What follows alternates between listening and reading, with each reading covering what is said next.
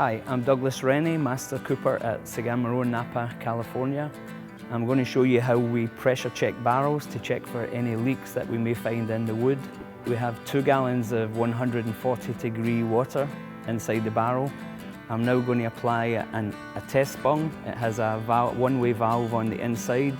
It opens and allows the air pressure to go in, and then it closes when we take out the air pressure. So the air and water trapped inside the barrel, and the air should force the water through any weak spots that there may be in the barrel.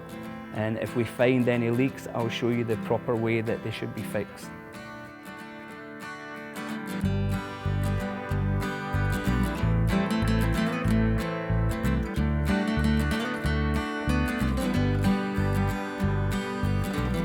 Firstly, I'm going to check the heads and around the ends of the staves. See if we can find any leaks. If not, I'll check the body of the barrel. And we have a leak. So I'll show you the proper way to fix this one.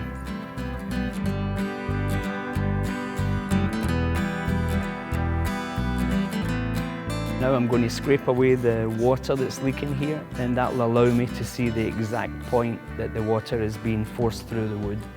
So I'm going to use the pick here and the hammer. With the pick, I'm going to punch a hole where the water's coming through. I'm going to take the pick out and fill the hole that I've made with the spile here. It's almost like a wooden golf tee. Now I'm going to insert it in the hole that we made.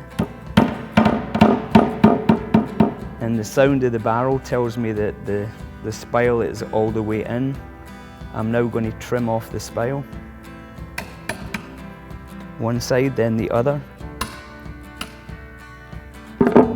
Once it's off, we're going to use some sandpaper to smooth it over.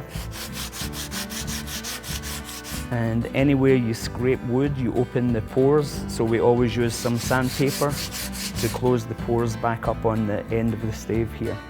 After sandpapering the wood to make it all nice and smooth, I'm going to look and check the rest of the barrel, because now the pressure is wanting to find another weak spot. If there's another weak spot in the barrel, we'll show you how to fix that too. And you can see on the other head of the barrel, we have a grain leak on the head. So this is a completely different fix from what we just done on the other side. So now I'm going to scrape the wood here. When I scrape the wood, you can see this direction is smooth, so that means I'm going with the grain. The opposite direction is rough, so I'm going against the grain. So I know to fix this particular type of leak, I have to go with the direction of the grain, so I'm going to go just ½ an inch above the leak. So I'm going to use a small chisel here. So here I'm going maybe ½ an inch. So now I'm going to take out the chisel, and I'll check that my wooden wedge is slightly wider than the chisel. If it's the same width as the chisel, it would leak either side. So always slightly wider, so that we have to force it into the hole that we've made. Always across the grain, never lengthways with the grain, or you would split the grain all the way up this headpiece. So now I'm going to hammer the piece in here.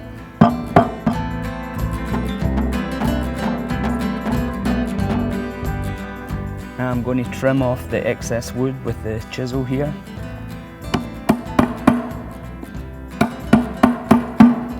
I'm going to cut from both sides so that I've left the middle part of the wedge in there. And now I'll tidy it and trim off the excess wood here. With the scraper, I'll scrape it. And as always, anywhere you scrape wood, you open the pores, so now we'll close the pores.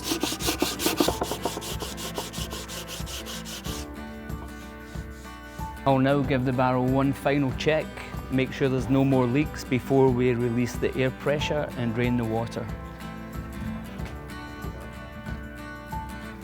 So no leaks on the head or the chime here. We'll now check the body of the barrel, make sure there's no leaks on any of the staves here.